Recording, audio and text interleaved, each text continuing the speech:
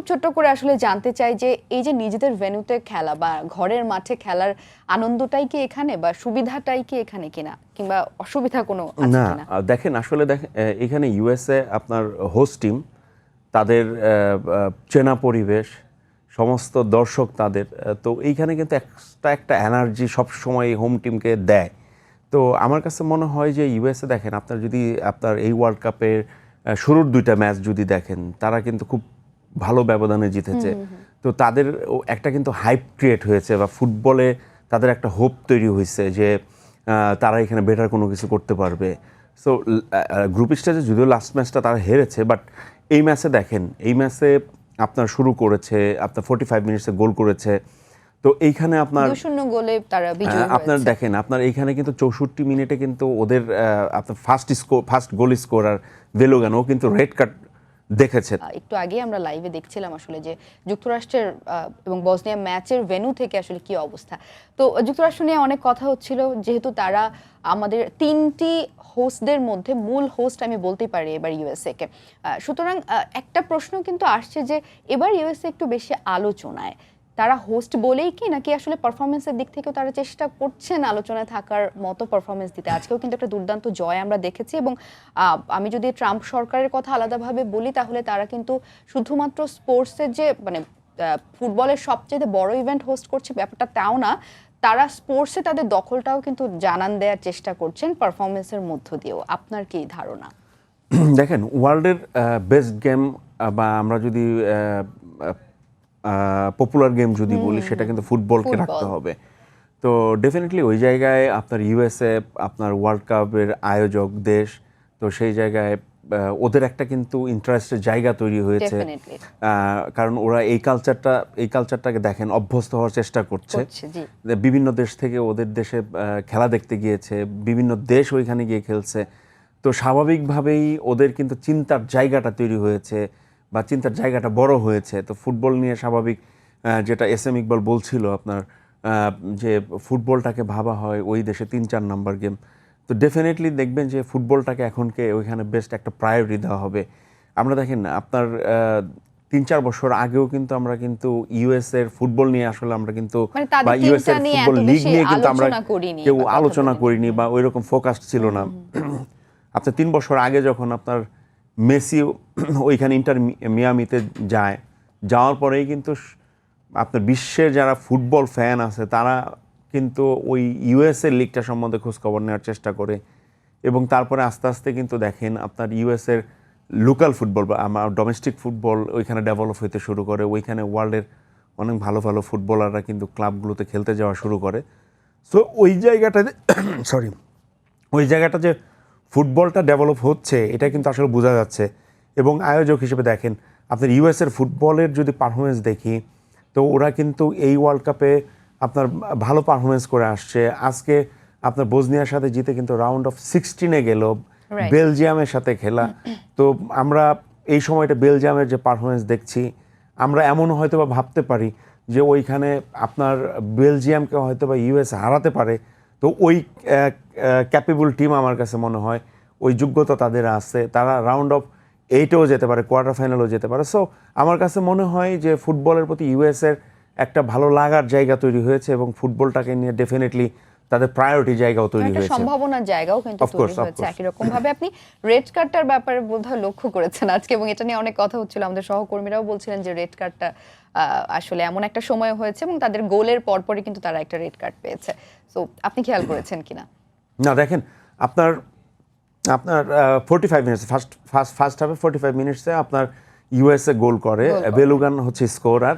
আবার সেকেন্ড হাফে গিয়ে কিন্তু 64 মিনিটে সেই আবার কিন্তু রেড কার্ডটা দেখে। তো সেইখানে তারপরে কিন্তু 10 জনের টিম হয়। তো স্বাভাবিকভাবে ওয়ার্ল্ড কাপের স্টেজে আপনার 11 জন আর 10 জনের কিন্তু এইখানে কিন্তু প্রেশার থাকবে স্বাভাবিকভাবে।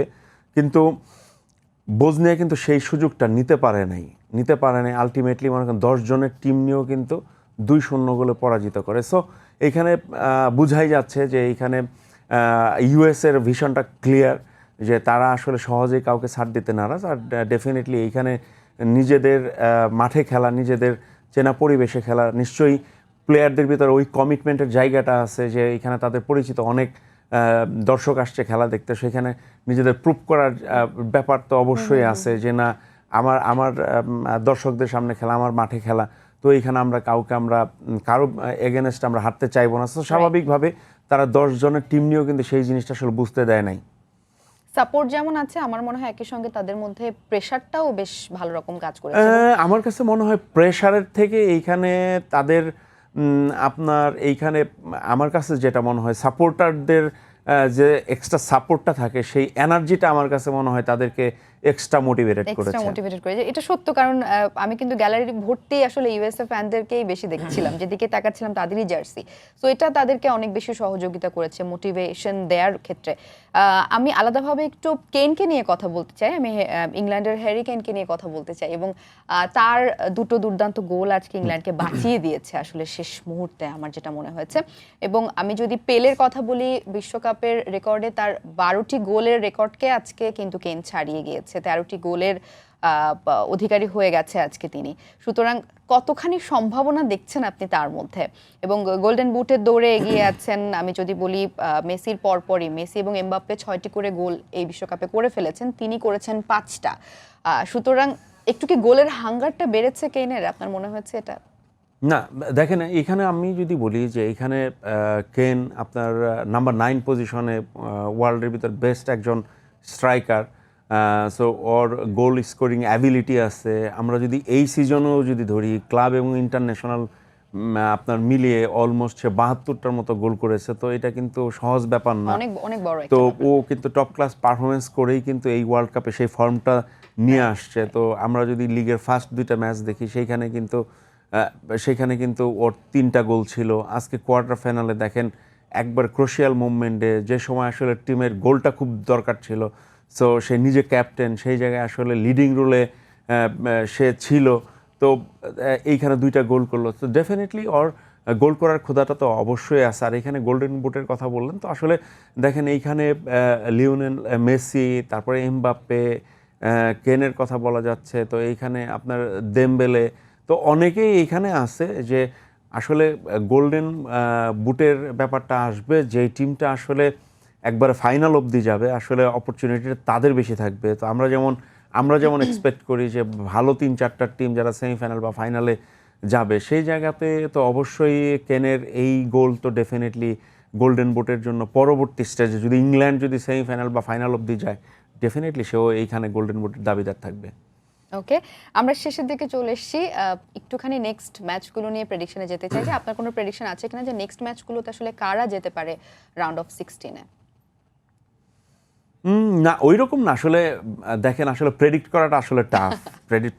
এই মুহূর্তে নকআউট পর্বে আসলে সত্যি অনেক ডিফিকাল্ট হয়ে গেছে। এই মুহূর্তে টাফ, তবে আমরা এক্সপেক্ট করি আসলে যে এইখানে যেমন আপনার ব্রাজিল, আর্জেন্টিনার কথা বলি, ইংল্যান্ড অলরেডি কোয়ালিফাই হইলো, বেলজিয়াম হইলো, তো এইখানে আপনার স্পেন, অস্ট্রিয়ার কিন্তু খেলা রয়েছে। রাইট, এই ম্যাচটা অনেক ক্লোজ হবে আমার কাছে মনে হয়। কিন্তু খেলা রয়েছে। রাইট, এই ম্যাচটা অনেক হাড্ডাহাড্ডি হবে। তারপর পর্তুগালের ম্যাচ আছে ক্রোয়েশিয়ার সাথে, তো এই ম্যাচটা অনেক ফাইট হবে। তো এইখানে বলা যাচ্ছে না, যদিও আমরা ওয়ার্ল্ড কাপের শুরুর থেকে পর্তুগালকে ফেভারিট ভেবে আসছি, কিন্তু মাঠের খেলায় কিন্তু আমরা সেই আসলে সেই জিনিসটা পাচ্ছি না। তো এইখানে ক্রোয়েশিয়ার সাথে আসলে পর্তুগাল জিততে পারবে কিনা, আসলে এটা কিন্তু আসলে সন্দেহ থেকেই যায়।